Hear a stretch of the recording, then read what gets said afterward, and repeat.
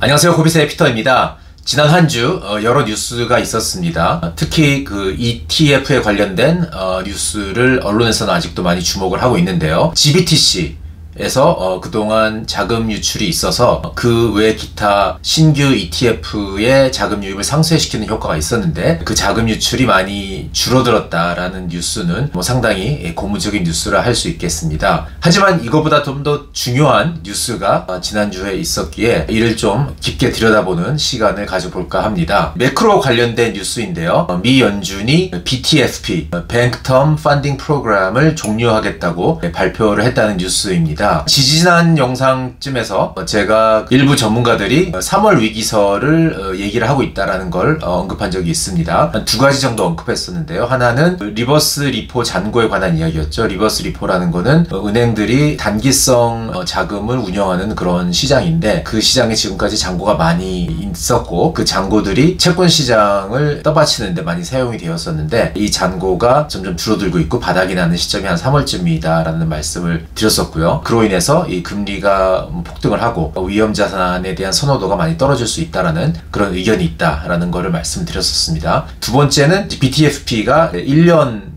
짜리 프로그램이었는데 그 만기가 3월이고 연준이 만기가 도래했을 때 연장을 하지 않을 거다라는 그 두 가지 의견이었습니다. 두 번째 그 BTFP에 관련된 그 위기론의 시나리오가 지금 조금씩 현실화되고 있는 그런 상황이기 때문에 이걸 좀 짚어볼 필요가 있을 것 같습니다. 그리고 BTFP가 사실 이제 1년 전쯤에 나왔기 때문에 많은 사람들은 좀 기억 속에서 잊혀져 있을 수가 있어서 당시 상황을 좀 설명할 필요가 있을 것 같아요. 1년 전으로 돌아가 보면은 작년 3월쯤에 중소은행의 위기가 있었죠. 미국에서. 구체적으로는 중소은행에서 이제 뱅크런 사태가 발생을 한 겁니다. 실버게이트라든지 실리콘밸리 뱅크 그리고 시그니처 은행 뭐 이런 은행들이 이제 대규모 예치금 인출 사태가 발생을 했었고요. 근데 이런 은행들이 그런 인출 수요에 대응을 하지 못했던 이유 중에 하나가 자신들의 자산이 대부분 미국 국공채에 이제 투자가 되어 있었는데 연준이 금리를 빠르게 인상하면서 채권 가치가 폭락해서 자산들을 매각을 해서 인출 요구에 대응했을 경우에 큰 손실을 보고 그것이 이제 자기 자본 훼손으로 이어져서 결국에는 이제 파산을 할 수밖에 없는 이러한 상황이었던 거죠. 그래서 당시 상황을 생각해 보면 이건 상당히 큰 위기였습니다. 제가 금융업에 종사한 게 한 90년대 중반부터인데 그때부터 크고 작은 많은 이제 금융위기를 보아왔습니다. 제가 한번 세보니까 큰 것만 한 7개 정도 되더라고요. 그런 금융위기가 발생을 하면은 이제 시장이 급격하게 하락하는 그런 모습을 보이죠. 이거는 뭐 어느 한 지역 시장을 얘기한 게 아니고 글로벌하게 금융시장 전반적으로 이제 급격한 하락이 발생을 하고요. 그래서 전 세계 금융당국들이 이제 긴급하게 모여서 주말에 회의를 해서 월요일에 뭔가 구제안을 발표하는 이런 패턴을 항상 보여왔습니다. 작년 3월 중소은행 위기 때도 아주 비슷한 양상이었던 거죠. 주말 사이에 미국 연준이나 재무부들이 아주 긴급 회동을 해서 미국 시간으로 일요일 밤에 이제 구제안을 발표를 했었던 겁니다. 구제안에는 이제 여러 내용이 포함되어 있었지만은 그 중에 가장 중요한 것이 이제 BTFP였고요. 이 구제안을 발표를 했을 때가 미국 시간 일요일 밤이었기 때문에 아시아 시간으로는 월요일 아침이었습니다. 제가 지금도 기억을 하는 것이 아시아 시간 아침인데 호주의 주식시장은 열린 후였어요. 그래서 발표가 있기 직전까지는 호주 주식시장 개장 이후 한 20분 정도 폭락하는 사태가 있었고 20분 정도 지켜본 다음에 연준이 구제안을 발표를 했던 거죠. 아마도 이 연준 입장에서는 전 세계 금융시장이 어떻게 반응하는지 보고서 만약에 예상대로 더 큰 금융위기로 확산될 조짐이 보이면은 이 구제안을 발표를 하자 이렇게 생각을 했던 것 같아요. 그래서 이런 패턴을 보면은 기존의 대규모 금융위기랑 굉장히 비슷한 상황이 작년 3월에 진행이 되었던 거고 그 정도로 한 심각한 상황이었다라고 우리가 얘기할 수 있을 것 같습니다. 자, 그럼 BTFP가 도대체 어떤 구제안이었냐 내용을 좀 들여다보면은 일단 이건 연준이 중소은행들한테 대출을 해주는 프로그램이죠. 근데 만기가 1년짜리였던 거고 그리고 조건이 있었습니다. 대출을 해주기 위해서는 이제 담보를 제공해야 되는데 두 가지 담보만 수용하겠다. 하나는 미국 국공채인 거고 또 하나는 이제 주택담보채권 MBS였던 거죠. 그리고 FDIC 가입한 은행들만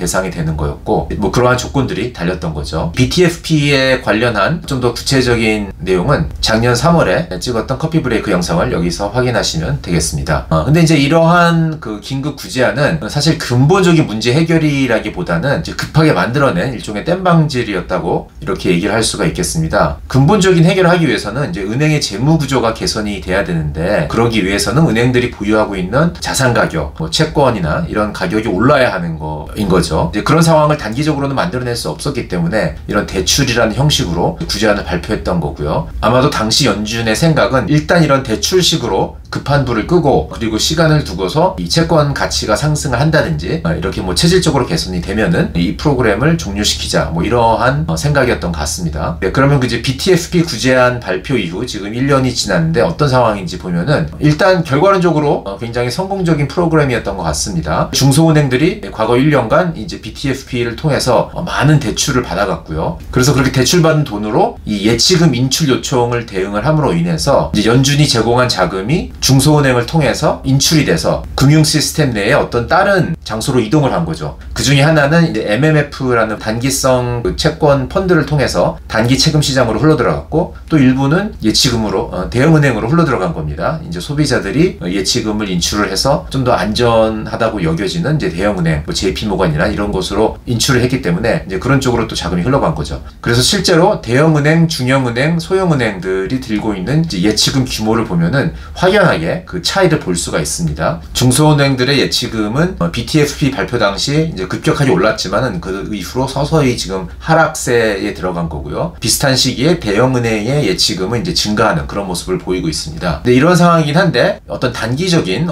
땜방지로 인해서 이제 중소은행들이 문제는 좀 해결이 됐는데, 그럼에도 불구하고 그러한 역할을 했던 이 BTFP가 종료가 됨으로 인해서 어떠한 부작용들이 일어날지에 대해서 시장에서는 여러 가지 우려가 지금 나오고 있는 것 같아요. 특히 지난주에 보면은 중소은행 중에 하나인 NYCB라는 은행이 주가가 한 40% 정도 폭락을 했습니다. NYCB 같은 경우는 상업용 부동산에 많이 대출을 한 상황이고, 상업용 부동산의 가치도 지금 많이 하락을 한 상황이라서, 특히 이제 코로나 이후에 원격 근무가 많이 이제 채용이 되면서 이 상업용 부동산에 대한 수요가 많이 줄어들었고, 이제 구조적으로 좀 어려운 상황인 거죠. 어쨌거나 NYCB 외에도 기타 다른 여러 중소은행들의 주가가 크게 하락하는 모습을 보이고 있습니다. KBR 인덱스가 이제 미국 중소은행들을 모아놓은 지수인데, 이 지수가 아주 유의미하게 하락세를 보이고 있죠. 네, 그래서 시장에서는 이미 이 BTFP가 종료하는 거에 대한 우려가 이제 조금씩 나오고 있는 것 같아요. 네, 그럼 연준은 왜 BTFP를 연장하지 않을까 좀 궁금증이 있을 텐데, 엄청나게 많은 설명을 하고 있지는 않습니다. 아마도 추측하건대 연준은 이제 뱅크런 압력이 지나갔다고 이렇게 생각을 한 것 같고요. 이 BTFP 관련된 리스크를 언급한 사람 중에 하나인 이제 어서 헤이스는 정치적인 이유를 말하고 있습니다. 금년 11월 이제 미국 대선이 있기 때문에 그 이전에 앞서서 긴급 구제안 같은 프로그램을 종료시킴으로 인해서 경제는 건실하다라는 그런 메시지를 던지고 싶었던 게 아니냐, 뭐 이런 얘기를 하고 있습니다. 자세한 내막은 지금 이 시점에서는 많이 알려지지 않았고, 조금 시간을 두면은 언론에도 보도될 수 있을 것 같습니다. 끝으로 저에 대한 의견을 말씀을 드리면은, 이 가상자산, 특히 이제 비트코인이 주류 자산화 과정에 가속도가 붙을 거라는 믿음에는 변함이 없습니다. 단지 금년 1분기는 미국 매크로 환경이 매우 혼란스러운 시기이고, 시장은 이를 반영해서 단기적으로 이제 변동성이 굉장히 높은 모습을 보일 것 같다는 생각이 듭니다. 그래서 상황을 좀 주시해야 될 시기라고 생각이 됩니다. 과거 6개월간 이 매크로 환경의 변화를 짚어보면은, 지난 10월부터 시장의 금리 하락이 시작이 됐죠. 이제 연준의 금리 인상이 이제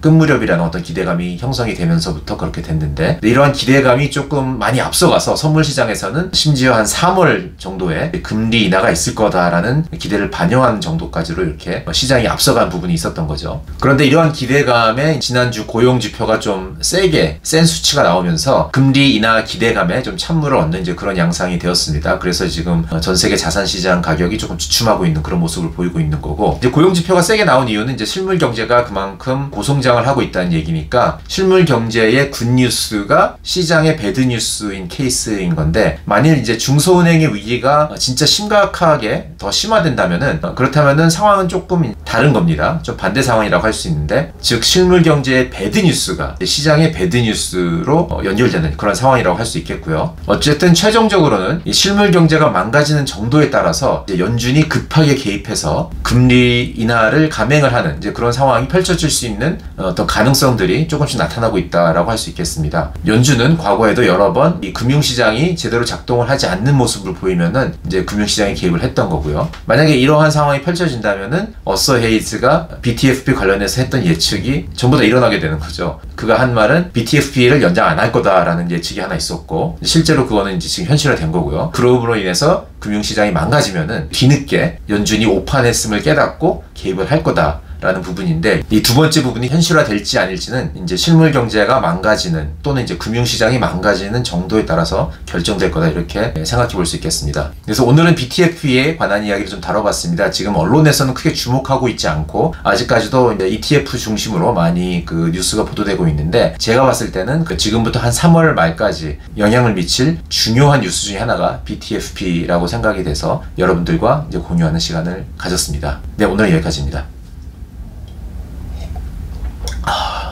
바이바이.